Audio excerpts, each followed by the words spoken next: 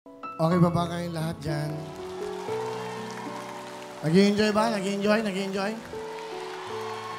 Alam nyo, lumipat na ako ng mga iba-ibang channel. 2, 5, 7. Pero nagsimula ako sa 7. Isang sidekick lang ako ni Randy Santiago dati. Sa lunch date. So after nun, siguro, gano'n naman ang buhay. Dadaan ka sa butas ng karayom, magsisimula ka sa mababa, step by step.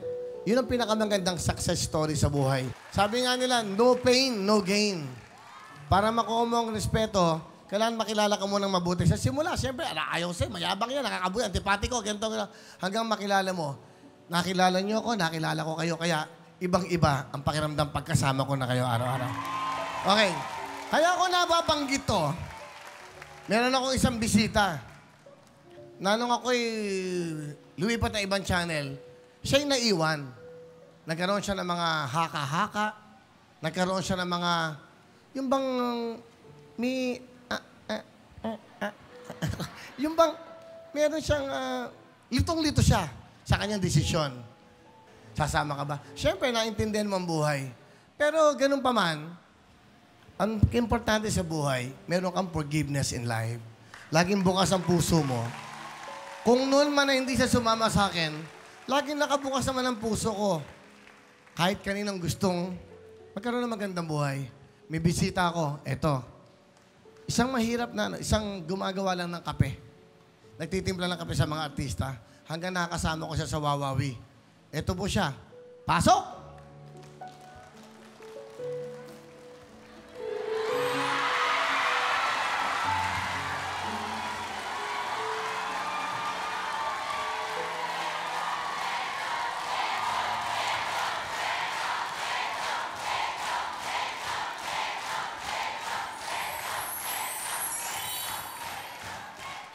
Hop!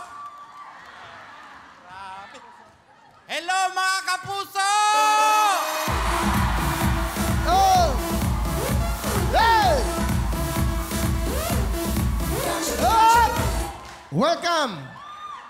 Bentong, bumati ka sa buong mundo! Akala nyo si Richard Alden ako, ha?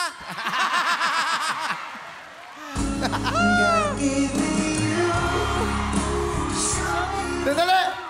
Sino ba si Richard Alden? Baliktad! Ano? Baliktad ba? I'm sorry, I cannot place. Alden Richard! Alden Richard pala. Parehas na rin yun. Basta may Richard.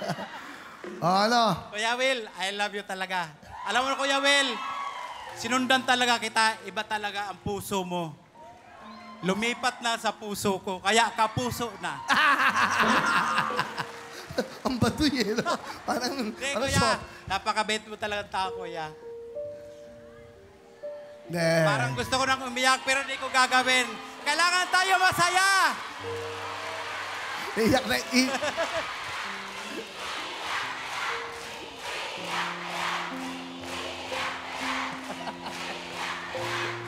Alam niyo bakit?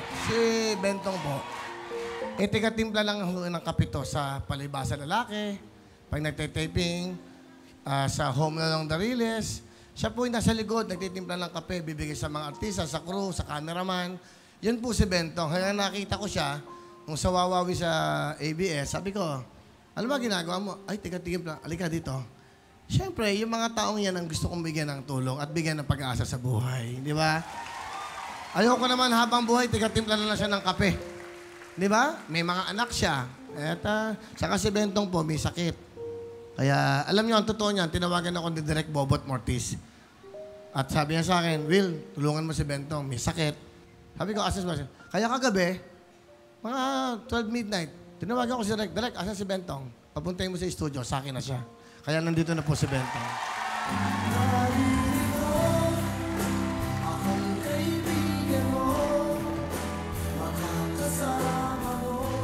Wala, gano'n naman ang buhay eh, di ba? Saka Hirap talaga, Kuya. May sakit kan media. Ano? Hirap eh. Media. Anong media? Mediabetes. May diabetes eh. May sakit pa ako, pero kinakaya ko sarili ko para mapatapos ko lang yung 4 kong anak. Totoo po yun. Ako nagsusuminga para mapatapos ko yung mga anak ko, makatapos ng college.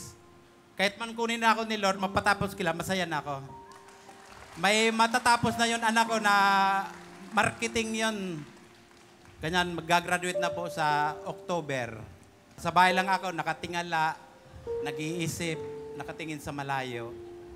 Hindi ko malamang gagawin ko. Tapos si Derek tumawag kagabi, mga 11 yata yun. Oh, pumunta ka daw kay Kuya mo Willie. Sabi niya, 9:30 nandun na yon. Maiba ako. Asan na yung kotse binigay ko sa'yo? Nabinta ko, Kuya. Hindi, Kuya, kasi pina-enroll ko sa mga bata. Magkano mo nabenta? 150 na lang. Nabangga, nawarak na. Wala na.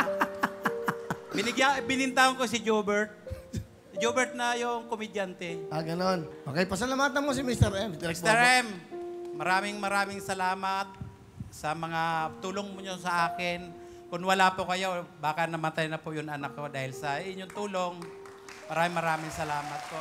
Tapos kay Derek Bobot, mga tulong nyo sa akin, maraming salamat. Kayo po ang pangalawa kong tatay ko, yung dalawa. At pangatlo, si Kuya Will. Maraming salamat kay Kuya Will. Kung wala ka, Kuya Will, ngayon, aywan ko, di ko na alam gagawin ko. Baka sa probinsya ako, nagtatanim ng palay. Totoo yun, Kuya. Ganun ba? Gagawin ko ang lahat. Dahil mahal ko tong taong to. Yung minamahal ko yung mga maliliit. Yung mga taong hindi pinapansin, yun ang pinapansin ko. Yung mga taong, di ba? Basta ako, Bentong, eto lang, simple lang. Opo, Kuya. Mahalin mo yung trabaho mo Opo. para mabigyan mo ng magandang kinabukasan ng pamilya mo. Simple lang yan, okay? Kaya, okay ba tayo? Okay ba? Si Bentong na ho, ang aking magmula ngayong bodyguard ko na to.